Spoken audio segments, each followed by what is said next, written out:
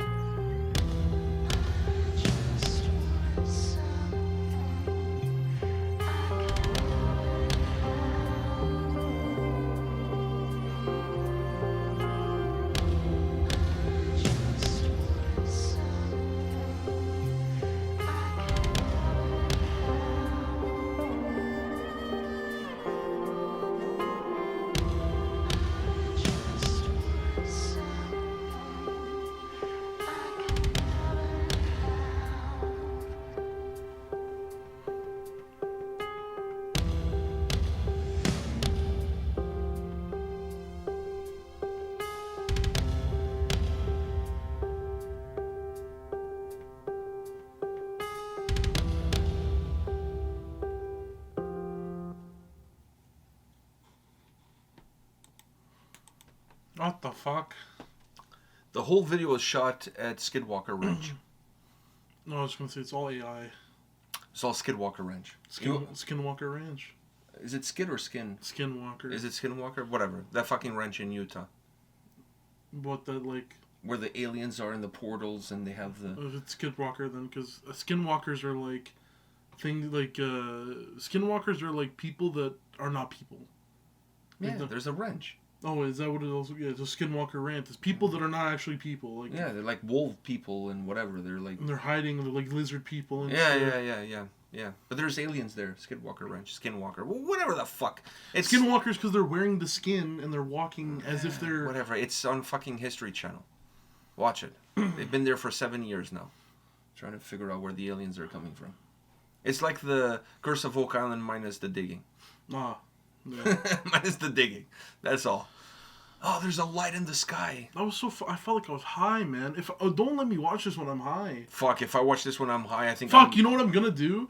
I don't know if that's a good... I know what you're thinking. I don't know if that's a good idea, man. Because this video, there's certain scenes, that one where the animals, it looks like they're walking in one direction, and then without like, because your eyes, you may not notice this, but your eyes, you blink. Like, I blink. We all blink when you can't constantly have your eyes, like, open. For this video, I did. No, but I'm saying, like, your eyes naturally blink.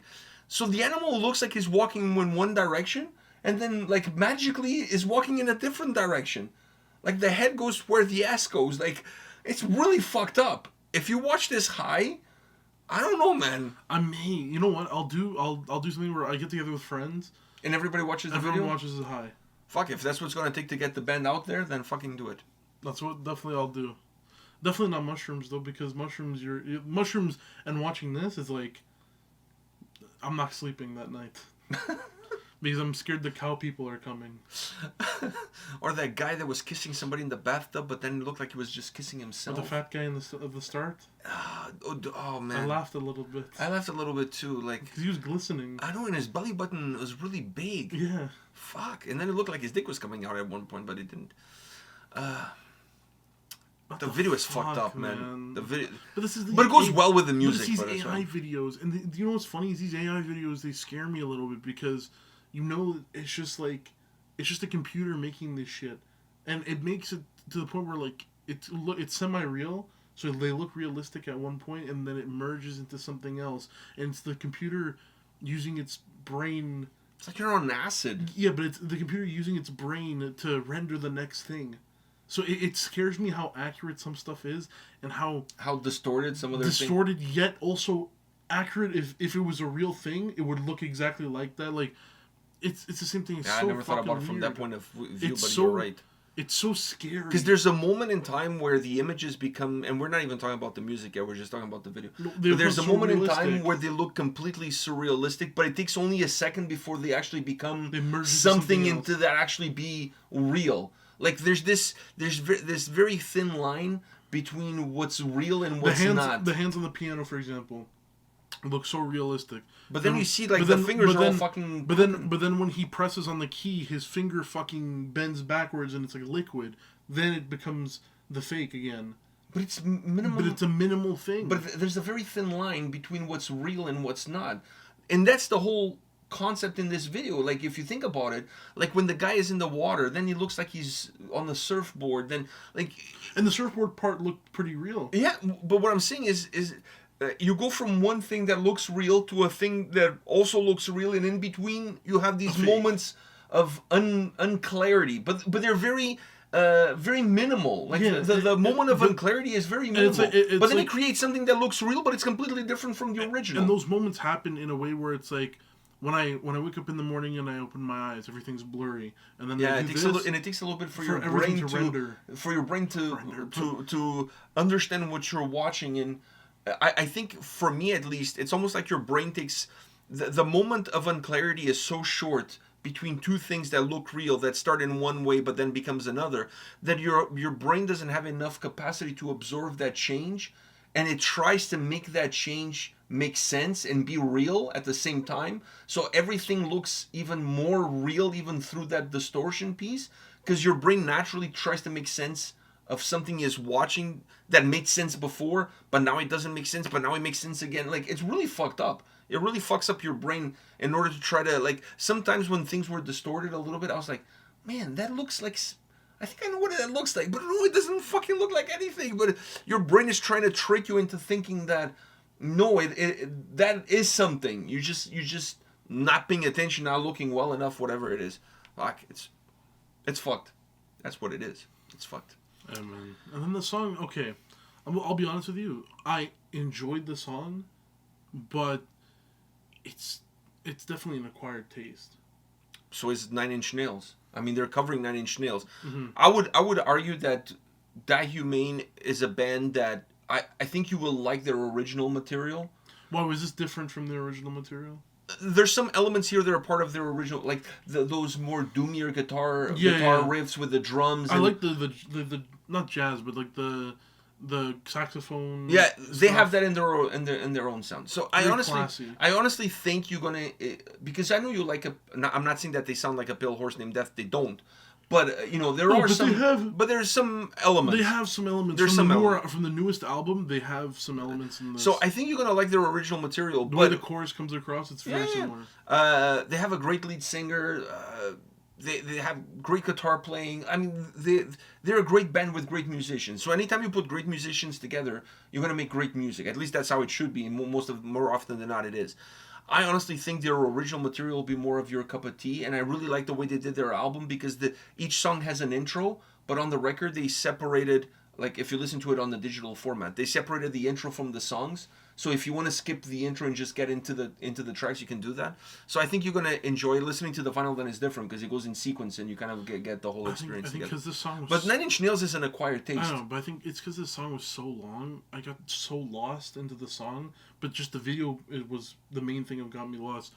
But the song is very repetitive in nature. But I like that they threw some little jabs here and there to allow the song to not feel so repetitive. Those different things like the saxophone, the violin solo, stuff like that. The pianos. All stuff that I really enjoyed and how calm the song was. But this is not a rocking your head, tapping your hand, and none of that. This is just sit here, embrace it, whiskey, cigar, embrace it, and just sit in the wilderness in a chair and just admire the beauty while listening to this song. This is not... I don't know. Going to a concert would be weird, but I would go. It would just be really weird because I feel like this is just me driving to work late at night. Those streets I drive where there's literally nothing but just like the house here and there, and it's just a one-way road. That shit. Play this song. It's just so immersing. It's so immersing, and yet I'm immersing myself now in the atmosphere that's around me, thanks to the song. But it's just one of those songs that it has such an eerie vibe, and I don't know, man. It definitely have an eerie vibe. I mean, if you look at the lyrics too, there's an eerie vibe to it. It's just so uneasing. Definitely. On one hand, it's there's a beauty to it, but on the other hand, there's like this uneasy emotion that comes from it. There's a little bit of a duality to it. I like the fact that they infused a little bit of heaviness with their with that gritty guitar sound and the drums coming in and all of that. And there's some vocal nuances that I really enjoyed as well, and creating some distance with the vocals. I thought that was really cool as well. But when you look at this song, I mean, when you look at Nine Inch Nails, I always felt like Nine Inch Nails is a little bit of an acquired taste. It's one of those bands that I've never met anybody who's kind of indifferent. It's either you love them or you hate them. It's not like one of those bands. You know what? Today I kind of go for it. No, I've never met anybody like that. Either people fucking love Nine Inch Nails or they just don't get it. You know what I mean? But Nine Inch Nails always, to me, they always felt like, Trent Reznor is a guy that thinks music in a very different way than most people think music. He thinks music the way I don't know how he thinks music because I never ask him, but I don't know the guy. But from listening to his music and projects that he's done soundtracks for movies like Lost Highway, I always feel like he sees music almost four-dimensional. He doesn't see music just as music. He sees music as music, then how it makes you feel, and then the visuals that music creates. It's like multi-dimensions to it. You should try doing something then. From Nine Inch Nails? No, I'm saying you should, like, when you do interviews, you really get the person. Fuck, if I could get Trent Reznor on the channel, I would. Are you kidding me? But I think it's something that should I think it's easier to get Jesus on the channel. No, but I think it's something that should be worked on. Because I think who the fuck does their PR? I know, but I think a conversation between you and him would, like, honestly do bits on the channel. Not only for the channel, but, like, for people out there. Because I feel like you're going to be asking the questions that he wants to answer, not the questions that he's probably been asked before. I don't even know if he does interviews anymore. Like, I don't know. I think he's a hard guy to reach to be honest. Just send him an email. He's at a whole... Pick your brain type thing. Dude, he's going to be like, who the fuck are you? Nah, I don't think that's gonna happen. I would love to, Hey, but I listen, just you don't miss think. 100% of the shots you don't take. Yeah, and sometimes you miss 50% of the ones you take. Exactly, but that 50%. You're still shooting 500.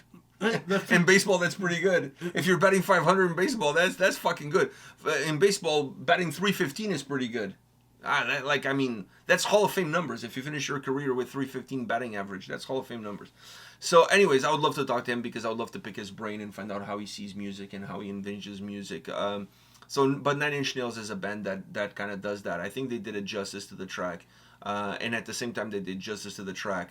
I think they did it justice by adding a little bit of their own twang to it. But I think where they really helped define the song and even a little bit of who Nine Inch Nails are and Trent Reznor as that visionary that I see him being is bringing a video to life that has this weirdness to it. Yeah, because if there's a video like if this music is perfect though for how can I these say AI this? videos, like Yeah, but I feel like I feel like Nine Inch Nails music was ahead of its time. Like, it was like pushing the envelope at a time that people had a little bit more of like a format to what music should be like and whatever. And they didn't have a format because like from song to song things would go in different ways, in different directions. But I always felt like he was a guy that saw music, like I said, multidimensional. It's not just music. It's music that then creates a visual. That visual means something to you, and then you're able to live in that visual when you're listening to the music. Like, I honestly feel like it's like, the hole that Alice in Wonderland goes through. oh, You know what I mean? It's kind of like that. And sometimes some pills make you small, and some pills don't do anything at all, like the ones that Mother gives you. So there you go. Mother. Oh, that's a different reference for a different band that I just referenced, Jefferson Airplane. We're all over the place here. So anyways, guys, thank you for watching this video. Go check these guys out. They have their own album. Their debut album is out right now, all on streaming platforms. You can go check it out. Really smart, really intelligent, the way the album is put together. I did a review on the channel, so you can go check that out too. I interviewed the guys on the channel. You can go check that out too. So go support these guys. I hope that 2024 is a year that we're going to see them playing some live shows, going on the road, maybe doing a little bit of a tour. Because I would love to see these guys live. Their sound is just like, it's whiskey and cigar. For those that dab. I do. I do. So I'm down with that. All right, guys. See you all at the next one. See ya.